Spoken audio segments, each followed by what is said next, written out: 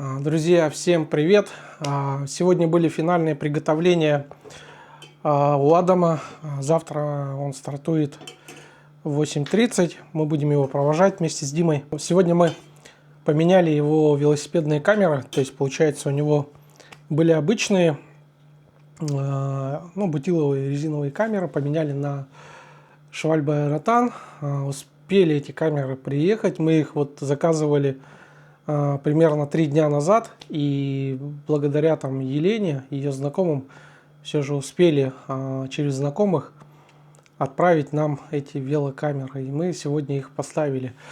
Поделиться, подготовкой Адама, к его поездке, рассказать. Я считаю, что Адам очень хорошо готов к этой поездке экстремальной до Аймикона. Как физически, так и морально, то есть психологически, потому что надо понимать, на улице не май месяц, холодно, но он готов к этому походу. Технически тоже у него, я думаю, велосипед готов. Мы даже вчера тестировали, покатались. Он еще в Нижних Бестях ездил с ночевкой. Кстати, в палатке у него, когда он ночевал, было тепло. Он сказал, вообще не почувствовал холода. То есть экипировка у него, можно сказать, на высоте очень хорошая.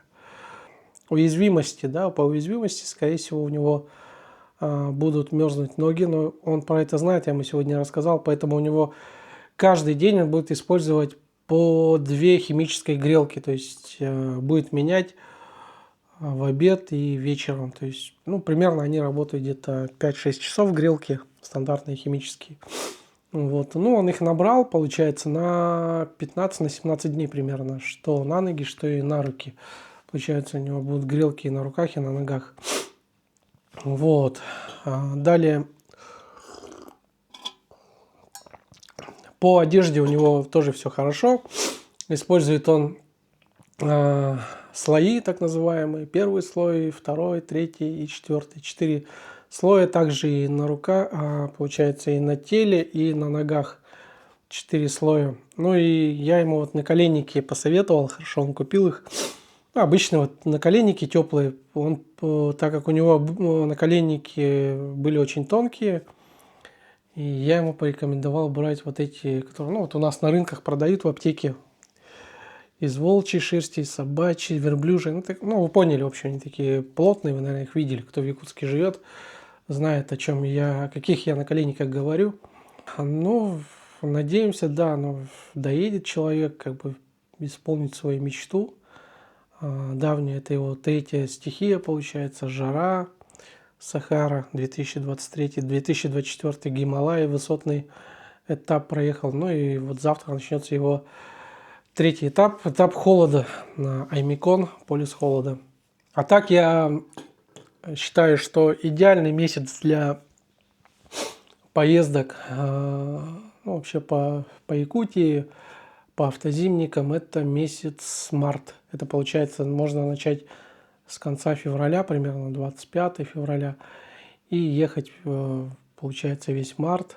Но пока не вижу в этом какого-то смысла и желания ехать. Но, как говорится, может быть, когда-нибудь поеду, но пока что не горю таким желанием. В принципе, нам что мы с Димоном ездим по выходным, нам и этого холода хватает. Адам мне подарил еще 3 велокамеры. Ride Now, это китайская марка очень. Это тоже полиуретановые камеры, но они тонкие. Такие камеры у нас с Димой и 3 часов не выдержали в минус 40. То есть мы поехали катать. У меня такие 2 камеры были, лопнули в холод.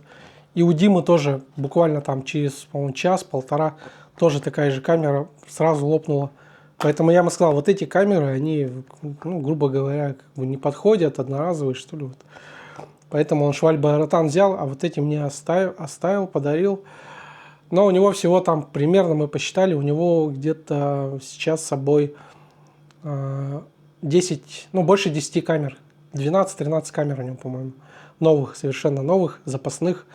Все это он с собой будет вести. И также у него есть клей, латки, заплатки. Он ко всему готов. Я думаю, все хорошо будет у него в этом плане. А еще, друзья, забыл один момент очень важный. Хотел сказать, что по завершении похода в Аймикон будет одна серия выпущена, ну, то есть один полнометражный фильм про Адама, про его путешествие. В общем, ждите тоже новый фильм, он обязательно выйдет. Вот, так что, друзья, те, кто хочет, приезжайте завтра. 8:30 старт с площади Аюнского Орджоникидзе. Всем пока, до завтра.